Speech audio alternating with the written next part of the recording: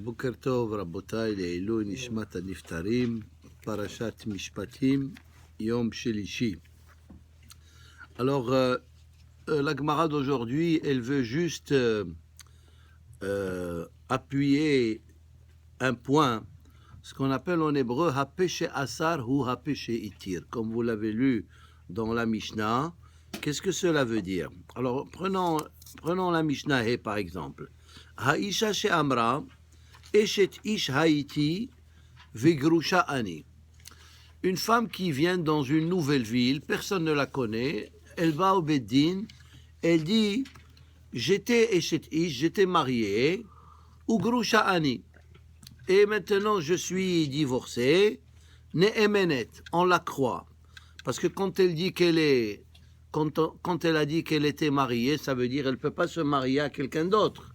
Maintenant elle dit qu'elle est Gerusha, ça veut dire qu'elle peut se marier à quelqu'un d'autre, on la croit. Pourquoi? Chez ha-péché asar, ou ha-péché itir. Quand elle a dit qu'elle était mariée, c'est elle-même qui a témoigné qu'elle est mariée, et maintenant qu'elle témoigne qu'elle est divorcée, on la croit. Parce que si elle n'aurait rien dit, on n'aurait pas pu penser de nous-mêmes qu'elle était mariée. Ça veut dire ha-péché asar. La bouche qui a dit qu'elle était mariée et à ce moment-là, elle est interdite de se marier avec quelqu'un d'autre, ou a péché itir. C'est la bouche qu'elle dit maintenant qu'elle peut se marier. La Gemara, elle va donner un autre exemple. Une fille, les gens, ils venaient chez elle pour la marier, elle disait j'étais mariée, je suis mariée. Et après, quelqu'un, il est venu, elle s'est mariée à lui. Elle dit oui, je suis célibataire. Alors la Gemara dit mais comment? Mais tu as dit que tu étais marié, et maintenant tu dis que tu es célibataire. Alors c'est quoi la réponse? Ça dépend qui demande. Voilà. Et quand je disais que j'étais marié, c'était juste une excuse. Parce que des gens qui ne m'intéressaient pas, ils venaient me solliciter. Mais quand le bon gars il est venu, le riche, hein, le bon gars il est venu, maintenant je dis que je suis célibataire. Mais dis-moi, on parle de cette femme qui est divorcée. Il faut qu'elle montre qu'elle a le guet, sinon elle ne peut pas se marier. Même si elle dit je suis divorcée, elle ne peut pas se marier sans guet. Oui, c'est ça. Maintenant, alors la Mishnah elle dit Ve'im yesh edim she'aita eshet ish. S'il y a des témoins qui disent qu'elle était mariée, et maintenant elle dit qu'elle est gerusha, on ne la croit pas, et il faut qu'elle amène le guet. Hein? Ok, maintenant, la Gemara, elle va parler de ce point-là. Après, on va faire le Kaddish. Ishaq, qui doit partir. Amar Rabbi Amé, minayin le ha-péché asar ou ha-péché itir min Torah. D'où on apprend cette idée que ha-péché asar ou ha-péché itir. Ça veut dire, tu dis deux choses contradictoires. Hein, tu as dit quelque chose auparavant et maintenant tu dis autre chose qui contredit ce que tu as dit, mais quand même on te croit. Chez Nehemar, alors là-bas ça parle dans le livre de Devarim, celui qui dit que la femme qu'il a mariée, elle n'est pas vierge, etc. Et son père, il vient chez Nehemar, et viti natati la ishaze, j'ai donné ma fille à cet homme-là, les isha pour la marier, vaisnaea, et le reste du pasouk, la ish asara. Quand il dit la ish, quand il dit ish, alors elle est asura pour tout le monde. Ça veut dire, on ne sait pas quel homme. Hazé, quand il dit celui-là, hitira, il lui a permis à celui-là. La malikra, la Gemara, elle dit, pourquoi j'ai besoin d'un pasouk? Alors ici aussi, dans ce pasouk, on voit à péché asar ou à péché hitir. Parce que quand il a dit la ish, elle est asura de se marier avec personne, parce que elle est mariée à un homme. Mais quand il dit azé, ça veut dire cet homme-là, oui. Il peut la marier, mais pas quelqu'un d'autre. La isha sara hazé itira. Alors la Gemara, il pose une question. La malikra, pourquoi j'ai besoin d'un pasouk? Svarahi, c'est une logique. Hu asara viu sharela.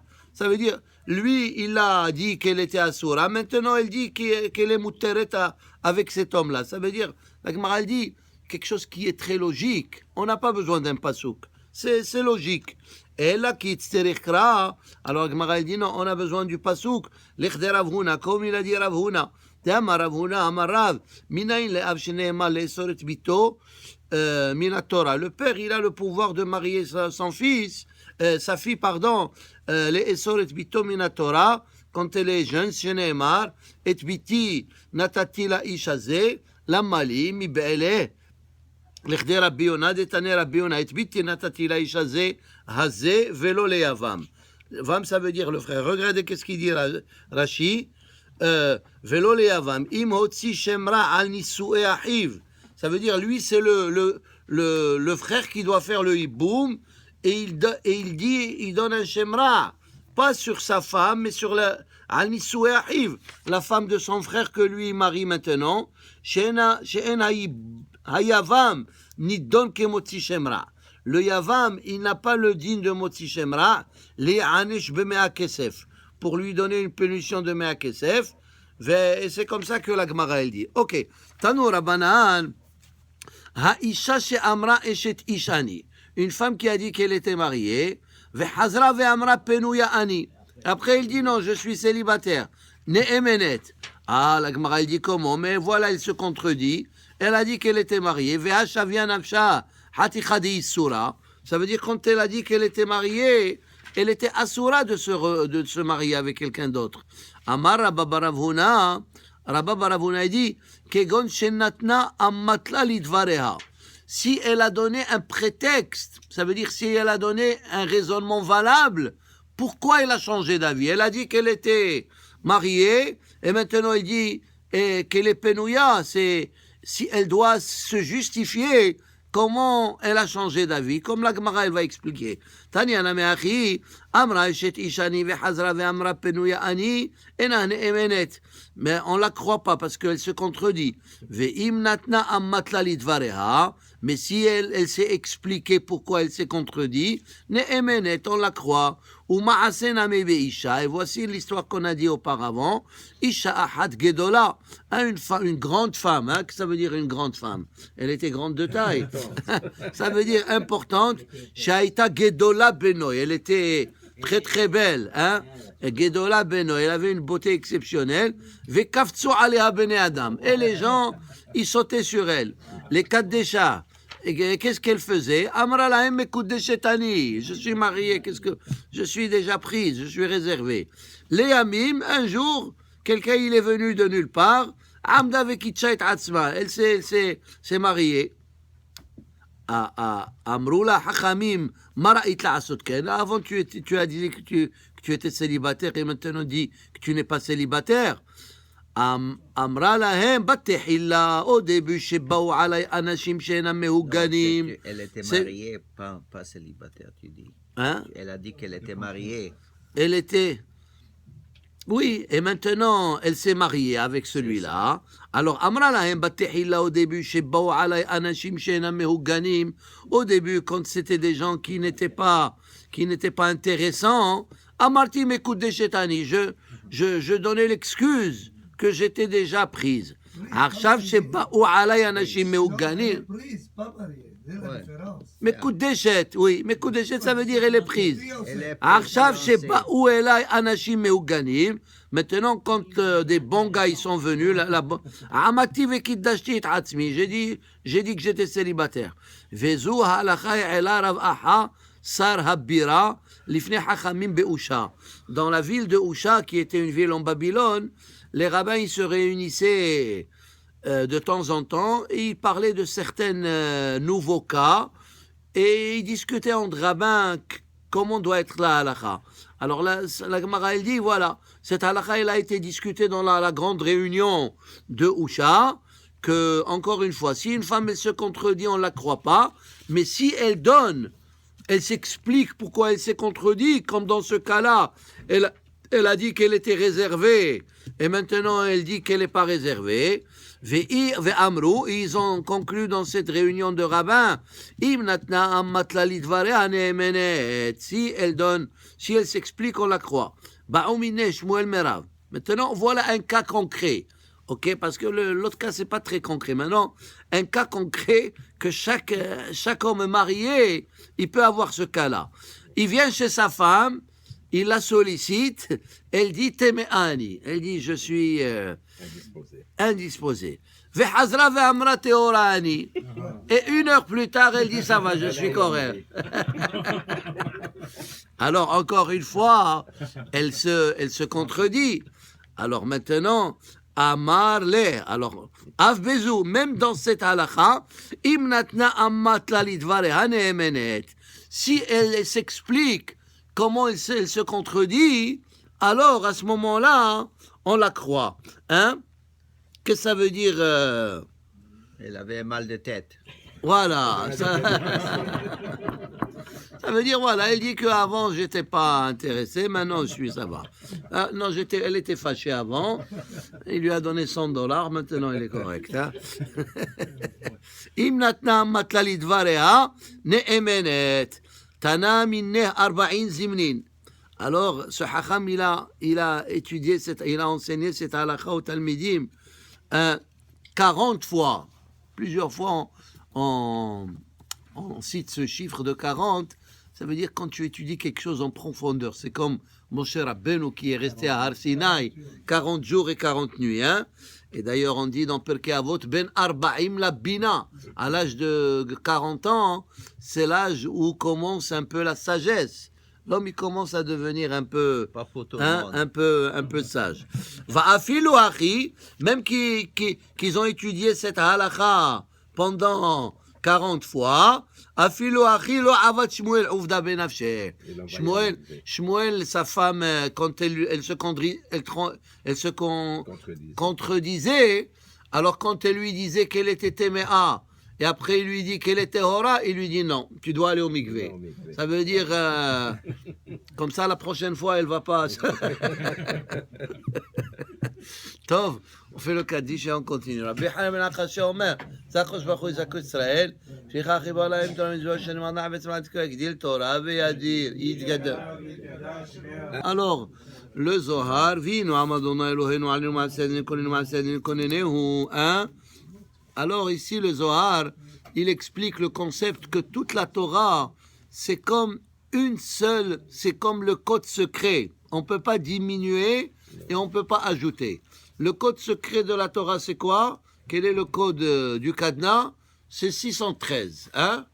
Ça veut dire 613 mitzvot et toutes les lettres qu'il y a écrites dans la Torah, on n'a pas le droit. C'est comme un cadenas. Si le code c'est 613, tu mets 614, ça marche pas. Tu mets 612, ça marche pas. Ça veut dire que la Torah, on n'a pas le droit d'ajouter, hein, et on n'a pas le droit d'augmenter, de diminuer. Lo tosif, velo tigra. Le Ben Ishai, il dit quelque part, si tu diminues, alors c'est quoi 613, on appelle ça en hébreu tariag. Si tu diminues, alors tu n'as pas tariag, tu as tariv. C'est quoi t'arrives? Ça veut dire meriva. Tu commences la bagarre. Et si tu fais 614, tarid. Tarid, ça veut dire tu te rebelles contre Hachem. Comme si tu dis que toi tu es plus intelligent qu'Hachem, tu veux ajouter des mitzvot ou tu veux diminuer. C'est comme une recette pour cuisiner exact. Exactement. Pour les ingrédients exacts. Il ne faut pas rajouter ni enlever. Ça va pas être bon. Très bien, voilà un bon exemple que tu as donné. Voilà aussi la cuisine, la recette, elle doit être exacte. Sinon, ça va être trop salé ou trop sucré ou trop piquant. Alors, Pirush Acher, alors ici, le Zohar, il explique des psukim. Ubchol Asher amarti lachem tishameru. Et tout ce que je vous ai dit de faire, vous devez préserver. Ça veut dire les mitzvot. Rabbi Uda Patah, Shema Ami Ve'idabach. Et David Amelech, il dit, écoute mon peuple, et je vais témoigner pour toi. Lo yeh becha elzar. Il ne faut pas avoir un Dieu étrange. Hein? Anochi Hashem Elokecha, je suis l'Éternel ton Dieu. Hamma'alcha me'eretz Mitzrayim. Je te fais sortir d'Égypte. Mikraot Elou, tous ces psukim-là que nous venons de citer. Amaram David Beruach HaKodesh. David Amelech, il les a dit avec une inspiration divine. Ça veut dire une nevoua. Et chaque pasouk, il a un sens profond. Mais il faut bien les comprendre. Shema Ami, Bekama Mekomot Izira, HaTorah Ha'adam. Plusieurs fois la Torah, elle avertit la personne. Bekama Mekomot HaKadosh Baruch Hu Maziret Ha'adam, Ve'akol Eto'elet Ha'adam. Et des fois l'homme, il dit, des fois on se plaint contre la Torah. On dit, il y a tellement de mitzvot. Alors que Rambam, il dit quelque part que tous les mitzvot de la Torah, ils sont etzot tovot. Ils sont des bons conseils. C'est comme quelqu'un qui te donne un bon conseil. Alors, si tu suis le conseil, c'est pour ton bien. Alors, c'est ce qu'il dit ici. Il dit, tous les mitzvot de la Torah, ils sont to'elet à Adam. Ils sont des bons conseils pour l'être humain. La Torah te dit, voilà, tu veux vivre bien, voici comment tu dois faire. Tu veux vivre mal, voici ce que tu peux faire. Hein? Hatov ve'ara, ha'hayim ve'amavet, ובחרת בחיים, כדי שישמור מצוות התורה. שכל מי שישמור דרכי התורה ועוסק בה, tout celui qui étudie la Torah, כמי שעוסק בשם הקדוש. Comme si il est en train de lire et d'étudier le nom de Dieu. Ça veut dire que chaque lettre de la Torah, c'est comme une couronne pour Akadosh Baruch Hu. Ça veut dire que on a expliqué plusieurs fois qu'il y a 600 000 lettres dans la Torah. En réalité, il y a moins que ça. Il y a 350 000, plus ou moins, 350 000 lettres dans la Torah. Mais c'est ça. Et puis, il y a 600 000, mais si tu ajoutes les nekudot et les te'amim, et des fois même une lettre en hébreu, on a dit, elle peut se diviser en 3. Par exemple, le Aleph. Le Aleph, il y a le Vav, il y a le Yud et le Yud. Alors, les rabbins, ils ont dit 600 000 lettres dans la Torah, et il y a aussi 600 000 âmes dans le peuple juif. Hein? 600 000 âmes, et même qu'il y a plus. Mais on a dit, par exemple, l'homme et la femme, ils sont considérés une seule âme. Parce que quand ils étaient au ciel, ils étaient une seule âme, ils sont venus dans ce monde, et après, quand ils se réunissent, alors ils redeviennent, quand ils se marient, une seule âme. Alors, étant donné qu'il y a 600 000 lettres, et il y a 600 000 âmes, chaque juif, il a une partie, une lettre, ou bien une demi-lettre, qui correspond à sa neshama. Alors, si tu enlèves une lettre de la Torah, ou si tu ajoutes une lettre dans la Torah, alors à ce moment-là, ça marche pas. Chez la Madnou. Alors, comment on trouve quelle lettre qu'on a dans la Torah? Hein? Alors, il dit le Ben Ishai, on ne sait pas quelle lettre exactement, mais en tout cas, quand on fait Hagbaha pour lire le Sefer Torah, les jours quand on lit le Sefer, tu dois voir un mot où la première lettre du mot, c'est la même première lettre de ton nom. Alors toi, c'est comme moi. Yaakov, Yehuda, tu vois, c'est très facile de trouver Yud. Vaidaber Hashem el Moshe lemor, il y a le Yud là-bas, hein, et ainsi que les autres lettres. Il faut trouver une lettre qui correspond à son nom, et cette lettre, elle attire la Kedusha vers le nom de la personne. Ça veut dire, c'est ça la connexion entre la lettre qui correspond à son nom et la neshama de la personne. Alors, Chez l'homme, en réalité, quand il faut la Hagbaha, il faut qu'on se rapproche tous vers le Sefer Torah pour être capable de voir une lettre dans le livre. oui, c'est ce que j'ai dit, oui. ce qu'il a C'est dit. ça. Il faut essayer de voir une lettre qui correspond à la première lettre de son nom. Chez la mano, HaTorah kola hi Hashem shel HaKadosh Baruch Hu. La Torah, c'est comme le nom de HaKadosh Baruch Hu. Ou mi she'osek ba ki lo osek b'Shem HaKadosh. Comme si il est en train d'étudier le nom d'Hashem. Ou mishum she'Torah kula Shem Kadosh Hu. Shem Elyon, Shem HaKolel kol HaShemot. Le nom de Dieu, il inclut tout. Ou mi she'gorea otahat. Et celui qui diminue une lettre, mimena kilu, pgam, comme s'il fait un dégât, Bashem HaKadosh. C'est comme un Sefer Torah. S'il y a une lettre qui manque, ou bien une lettre qui est effacée, le Sefer Torah, il est pas soul. Lamadnu, Veshem Elohim acherim lo taskiru, lo tosifu ala Torah, velo tigre'u mimena. Comme on a dit, il faut pas ajouter, et il faut pas diminuer. Rabbi Hiya Amar, Veshem Elohim acherim, zemi she'osek bisfarim acherim.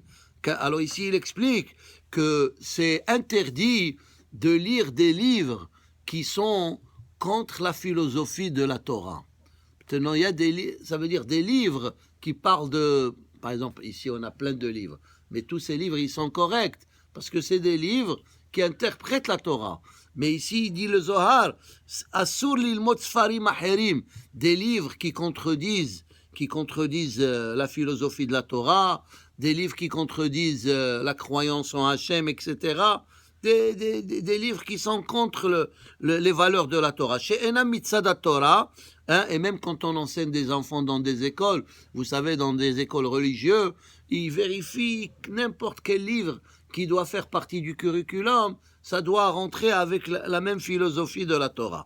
שאינה מצד התורה לא יישמע על פיך, שאסור להזכירם וללמוד מהם, וכל שכן טעם על התורה. Par exemple, ces livres-là, Chas Shalom, le Nouveau Testament et tout ça, ça c'est assour, ça c'est des Sfarim Hitzonim. Rabbi Yehuda, même qu'il y a aussi des psukim de la Torah, mais il faut pas faire entrer ce genre de livre à la maison. Rabbi Yehuda lomar lach, ma ta'am shekatuv v'shem Elohim acherim, v'samuch lo et Chag HaMatzot tishmor, ela mi she'eno shomer ze, kemi she'eno shomer emunat HaKadosh Baruch Hu.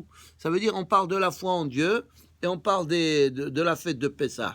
Ça veut dire celui qui ne croit pas dans la philosophie de la Torah, ça veut dire il ne croit pas dans le judaïsme, il ne croit même pas dans les fêtes bibliques. Uma ta'am, mishum shebo ahuzat davar. אמר רבי יצחק, וכן בכל שאר החגים וזמנים שכולם אחוזים בשמו הקדוש. ועל זה למדנו מה שכתוב 3 פעמים בשנה, משום שבהם תלויה האמונה. Ça veut dire, les fêtes de pèlerinage, etc. C'est quoi le עניין? C'est la émouna. Pessah renforcé, c'est Hachem qui nous a libérés. Shavuot, Hachem il nous a protégés dans le désert 40 ans, du froid et des chaleurs, et avec les Sukkot. Et Shavuot, c'est pour renforcer notre foi que c'est Akadosh Baruch Hu, il nous a donné la Torah, Har Sinai, etc. Erai kol zechurecha, lama kol zechurecha, Amar Rabbi Elazar, kol zechurecha mamash, mishum shenotlim bracha mimabua shel nahal. À travers les fêtes de pèlerinage, on reçoit des berachot du monde céleste. Mikan lamadnu shekol ish Yisrael shenimol. Et naturellement, il faut avoir le tampon qu'on est juif. C'est d'abord la Brit Mila. Tzarich le'eraot lifnei hamelech hakadosh. Parce que celui qui n'était pas circoncis, il était considéré comme harel, et il n'avait pas le droit d'avoir accès à certains mitzvot de la Torah. Mishum shemekabel bracha min hamabua shel hanahal zeu shekatuv kebirkat Hashem Elokecha asher natan lach. Alors c'est ça, ça veut dire que le livre de la Torah, c'est pas comme n'importe quel autre livre.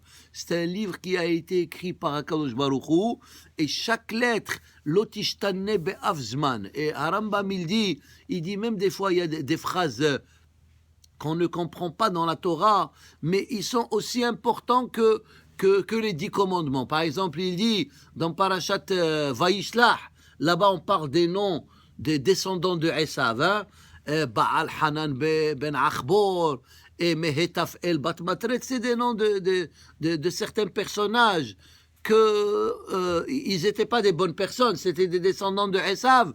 Mais Rambam il dit, ces noms-là, ils sont aussi importants que Anochi Hashem Elokecha Asher hotzeticha me'eretz Mitzrayim. Il dit, et nous, des fois, on ne les comprend pas. On pense juste la Torah, elle nous a dit ce nom. Mais pourquoi la Torah, elle nous a dit ce nom? Il y a des fois, dans ces noms-là, qui sont peut-être pas, à nos yeux, ils ne sont pas très importants. Mais devant la Torah, il y a des secrets là-bas dans ces noms, des secrets extraordinaires de messages très importants, et ils sont considérés comme n'importe quelle autre lettre.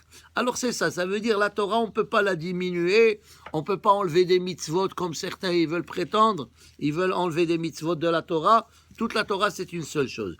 Baruch Adonai Le'olam, Amen ve'Amen.